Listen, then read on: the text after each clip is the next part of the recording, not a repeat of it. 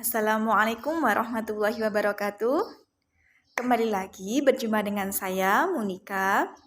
Dan dalam kesempatan kali ini, kita akan melanjutkan materi dari kemarin dengan tema maqamat dalam tasawuf. Nah, semuanya pasti pernah mendengar kata maqam kan? Apa sih maqam itu? Ya, maqam itu adalah posisi seseorang atau tempat berdiri seseorang yang dalam bahasa Inggris itu dikenal dengan istilah stage atau tangga.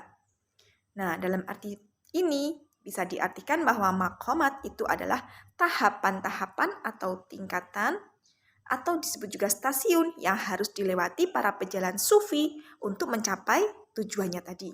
Karena tidak mungkin seorang sufi itu bisa melompat secara langsung untuk mewujudkan tujuannya. Entah itu tujuannya hanya sekedar mendekatkan diri pada Allah, makrifah, mahabbah, ataupun sampai di puncaknya ittihad. Nah, adapun para sufi itu memiliki perbedaan pendapat tentang jumlah makam yang harus dilalui. Namun mereka sepakat bahwa makam ini harus dilalui dengan mujahadah atau perang melawan hawa nafsunya sendiri dan juga latihan-latihan kerohanian atau yang disebut dengan istilah riyadhah.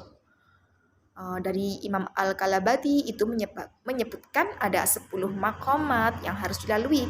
Sedangkan Imam Al-Ghazali dalam kitab Ihya Ulumuddin itu mengatakan ada 8 maqam. Dari situ akhirnya para sufi pun menyetujui atau menyepakati ada 7 maqamat yang harus dilalui para sufi. Di antaranya yang pertama yaitu taubat. Seperti yang kita tahu, taubat itu berarti kembali ke jalan yang benar, yakni dengan menyesali apa yang telah diperbuatnya, menyesali semua dosa-dosanya, meminta maaf, dan berjanji tidak akan mengulanginya. Jadi di sini yang benar-benar taubatan nasuha. Nah, yang kedua itu adalah zuhud. Zuhud seperti yang kita tahu itu adalah memandang rendah kepada dunia karena yakin, karena tahu bahwa dunia itu hanya sementara dibanding dengan kehidupan di akhirat yang kekal. Nah, dalam pengertian ini itu ada 3 tingkatan zuhud, mulai dari yang terendah yaitu zuhud yang meninggalkan harta karena dia takut akan mendapatkan dosa nanti di akhirat. Kemudian yang kedua itu zuhud yang mengimbangi atau meninggalkan harta karena dia yakin dengan berbuat itu dia akan mendapat pahala dari Allah. Dan yang terakhir yang paling tinggi itu adalah zuhud yang tidak karena takut dosa ataupun karena mengharap imbalan, tapi karena dia benar-benar tidak butuh harta saking kecintaannya pada Allah. Itu zuhud yang paling tinggi. Kemudian setelah taubat dan zuhud itu yang ketiga adalah warok. Warok di sini adalah sikap kehati-hatian, yakni saking hati-hatinya dia itu tidak mau bukan hanya menghindari hal-hal haram, tapi tidak mau memakai sesuatu itu yang sifatnya subhat atau masih ragu-ragu, entah itu dalam makanan, pakaian, ataupun melakukan perbuatan. Jadi hanya mau melakukan sesuatu yang bermanfaat. Nah, setelah warok itu yang keempat adalah fakir. Fakir atau kemiskinan.